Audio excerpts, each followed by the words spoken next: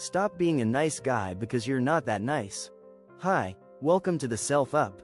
This time, I want to talk about the book No More Mr. Nice Guy by Dr. Robert A. Glover. This book discusses how to keep a man from falling into the nice guy syndrome.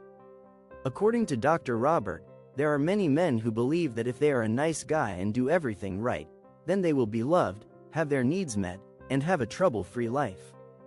Dr. Robert calls this type of man a nice guy, and in fact many men have this type of character.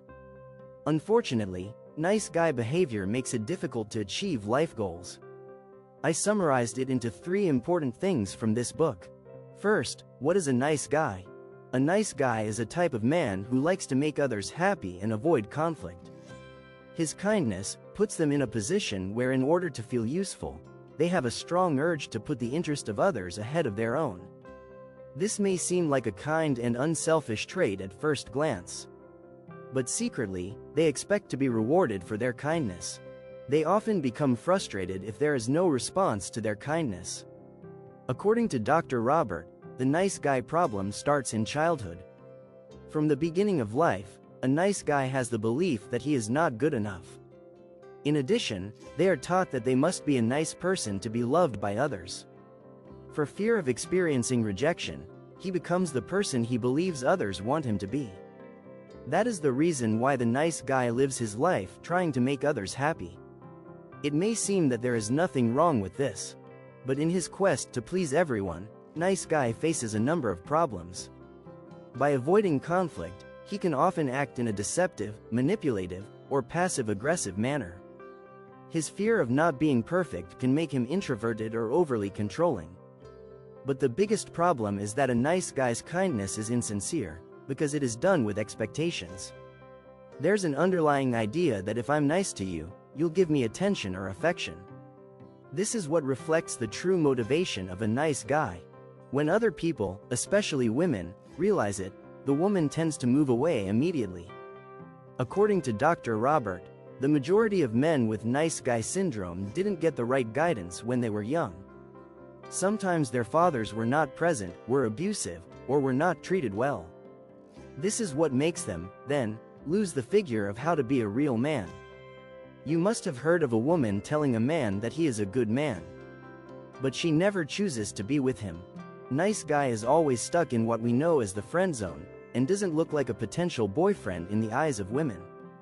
However, the woman's words that nice guy is a nice guy makes him keep doing the same thing and hold on to the principle that his behavior will eventually lead to a perfect future.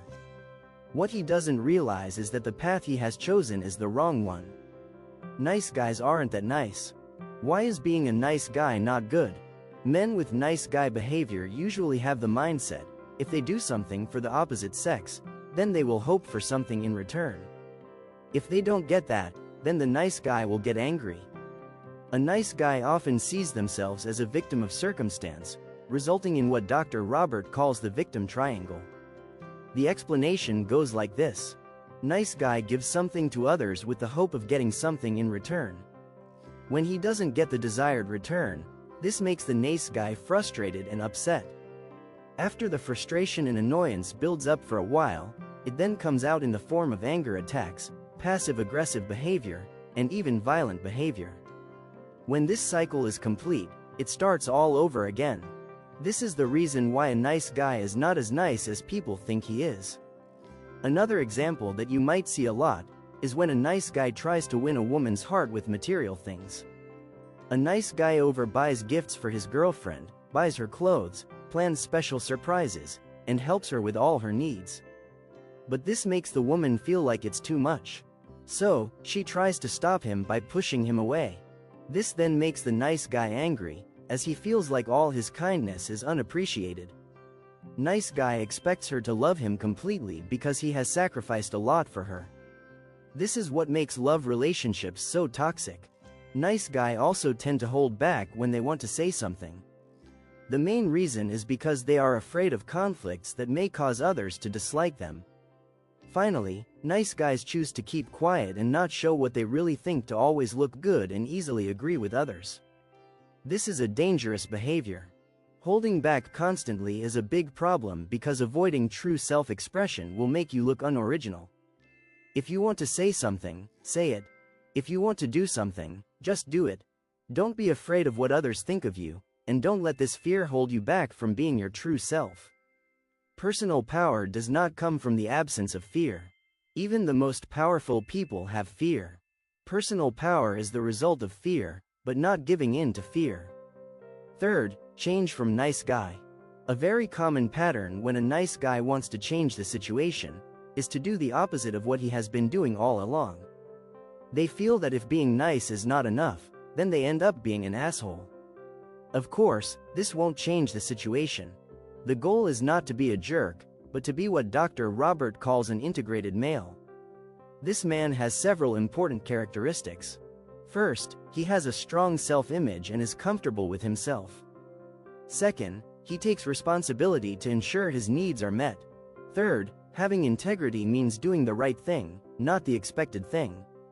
Fourth, having the qualities of a leader. Fifth, has the courage to say what she feels and is not afraid to manage conflicts that arise.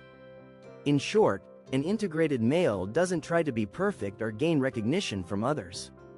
Instead, he accepts himself and focuses on his strengths and potential. Another important point to be the integrated male is to know your limits. Most nice guys believe that having no limits, being too tolerant, and accepting everything that their partner does is a good strategy for a romantic relationship. In fact, this is a misconception. You need limits to strengthen a romantic relationship. Limits create a sense of equal respect, and women want a partner who has firm boundaries. Love relationships don't always go smoothly, but we don't need to make them more complicated than before.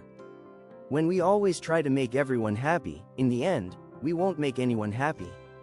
Please comment in the comment section what lessons you learned from reading this book. If you'd like to read the full book, click the link in the description or the pinned comment. Thank you for your support in growing this channel. Your journey to self-improvement starts with a single step, and I'm glad we could take this step together today. If you have book recommendations or topics you'd like me to explore, leave them in the comments. Don't forget to like, share, and subscribe to Self Up for more content that inspires and empowers. Stay motivated, and see you soon.